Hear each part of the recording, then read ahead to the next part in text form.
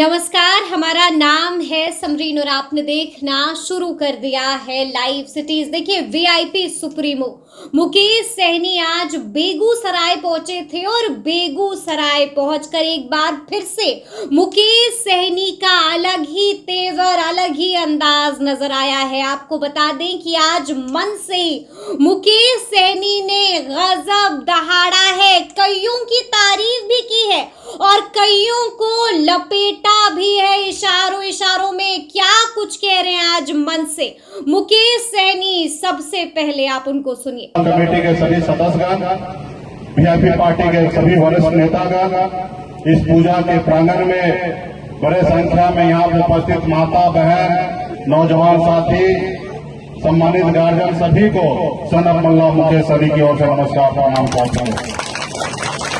साथियों, पहले तो मैं माँ काली से प्रार्थना करूंगा कि आप सबको ऊपर आशीर्वाद बनाए रखें और आज काली पूजा के अवसर पर आप सभी के बीच में हम लोग उपस्थित हुए हैं। साथियों, ये कोई पॉलिटिकल राजनीतिक मंच नहीं है, ये सामाजिक मंच है। तो इसलिए मैं चाहूंगा कि मैं समाज में किस तरीके से उत्थान हो वो बात को रखें और ठहरे हम नेता। तो साथियों, आप सब हमें जानते होंगे, सन ऑफ मल्ला के नाम से जाना जाता हूं। मैं गरीब मछुआरा परिवार में जन्म लिया और आप समझ सकते हैं कि मछुआरा परिवार किस तरीके से होता है। हर तरह का अभाव में जिंदगी में बचपन जिया। माँ का 18 साल की उम्र में घर परिवार, रिश्तेदार, माता बहन सभी को छोड़कर मुंबई जैसे शहर चला गया। वहां मेहनत किया, मजदूरी किया। 900 रुपये महीने पे मैं नौकरी करता था, लेकिन मेहनत के दम पर मैंने मुंबई जैसे शहर में कामयाबी का झंडा गाड़ दिया। एक बेहतर जिंदगी जीने लगा। साथियों, फिर मैंने देखा कि लोग चांद पे घर बनाने के लिए सोच रहे हैं, लेकिन इस धरती पर हमारे लोगों के लिए रहने के लिए घर नहीं है। फिर मैंने बॉम्बे के ऐशोआराम जिंदगी को छोड़कर पिछले 10 सालों से अपने बिहार और अपने समाज के लोगों के लिए हक अधिकार के लिए मैं लड़ाई लड़ता हूँ। पूरे बिहार में निषाद समाज जो है 22 जाति में जाने जाते हैं। कहीं बीन, कहीं गलदार, कहीं ममिया, कहीं मलाह, कहीं चाय, तियर, बनपर, गोरी, तमाम 22 जाति के नाम से जाने जाते हैं। हम बिहार में 10% की आबादी है, लेकिन हमारा कोई सुनता नहीं है। आज हमारे समाज को बंगाल में एससी का आरक्षण मिल रहा है। आप दिल्ली चले जाइए, वहां निषाद को एससी का आरक्षण मिलता है, लेकिन बिहार में नहीं मिल रहा है। और पिछले 10 सालों से आपके हक अधिकार के लिए मैं संघर्ष कर रहा हूं। साथियों, हक अधिकार के लिए संघर्ष कर रहा हूं। इसलिए साथियों, इस समाज में अगर सर उठा के जीना है तो सबसे पहले एक काम करना है। वो क्या काम है? एक रोटी कम खाइए, लेकिन अपने बच्चे को पढ़ा लिखा के काबिल बनाइए। जब तक आपका समाज शिक्षित नहीं होगा, तब तक आप आगे नहीं बढ़ पाएंगे। और दूसरा, संगठित रहिए। दूसरा, आपस में एकता बना के रखिए। जब तक आप एकता बना के नहीं रखिएगा तो कोई भी लोग आपको आसानी से तोड़ देगा। जब एक साथ यूनाइट रहिएगा, एक साथ संगठित रहिएगा, तो कितना भी आप गरीब रहिएगा, लेकिन सामने वाला आपसे डरेंगे। इसलिए साथियों, एकता में बहुत बड़ा ताकत है। बाबा साहब भीमराव अम्बेडकर ने पहले ये देश गुलाम था। ये देश पहले गुलाम था, अंग्रेज का कब्जा था। आपके पूर्वज, हमारे पूर्वज ने 250 साल तक लड़ाई लड़ा, तब जाके ये देश आजाद हुआ। ये देश में जितना आपका अधिकार है, उतना ही रतन टाटा या अंबानी का उतना ही अधिकार है। ये नहीं कि जो अमीर है उसका ज्यादा अधिकार है और जो गरीब है उसका अधिकार नहीं है, ऐसी बात नहीं है। ये देश में जितना अमीर लोगों का अधिकार है, उतना ही गरीब के बच्चे का भी उतना ही अधिकार है सर उठा के जीने का।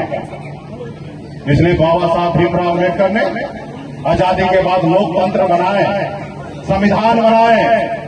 पहले राजा के घर में बच्चा जन्म लेता था, वो राजा बनता था, लेकिन बाबा साहब भीमराव अम्बेडकर ने कहा कि नहीं, अब राजा का बेटा राजा नहीं बनेगा।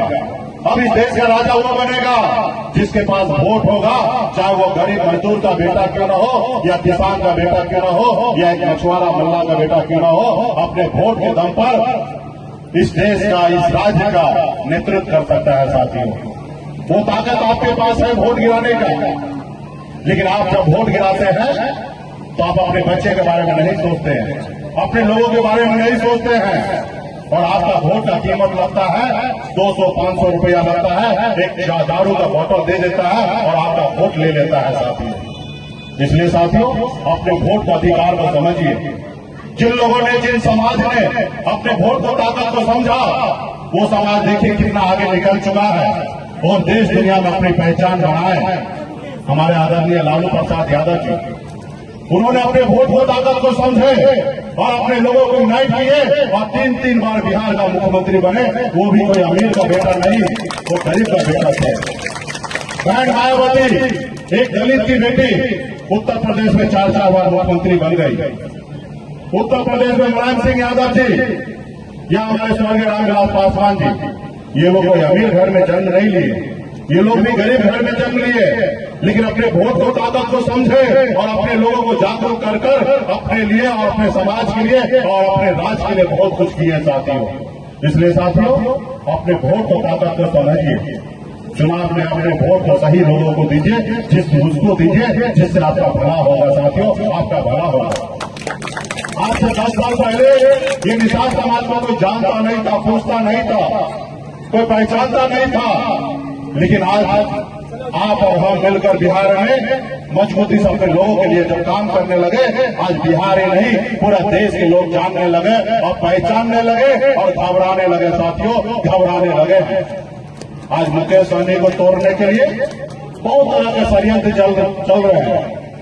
हमारे लोगों को भारत सरकार में मंत्री बनाया जा रहा है। कल तक जो आपके साथ मंच पे खड़ा होता था, पीछे के लाइन में खड़ा होता था, आज उसको भारत सरकार में मंत्री बनाया जा रहा है। क्यों? क्योंकि आप जागरूक हो रहे हैं, इसलिए बनाया जा रहा है। साथियों, जो हमारे पीछे घूमता था, आज बिहार सरकार में मंत्री बना हुआ है। तो क्यों?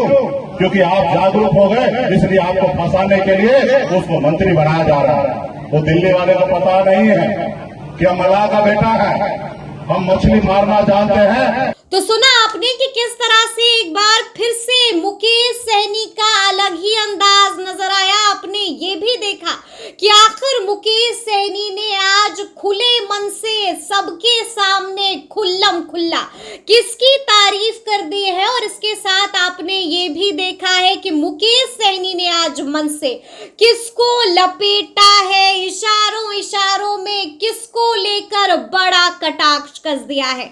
तो फिर ये पूरी वीडियो, पूरी जानकारी आपको कैसी लगी है, कमेंट करके हमें जरूर बताइएगा। तो ऐसे तमाम अपडेट्स के लिए बिल्कुल ऐसे ही हमारे साथ बने रहिएगा और देखते रहिएगा लाइव सिटीज। बहुत शुक्रिया।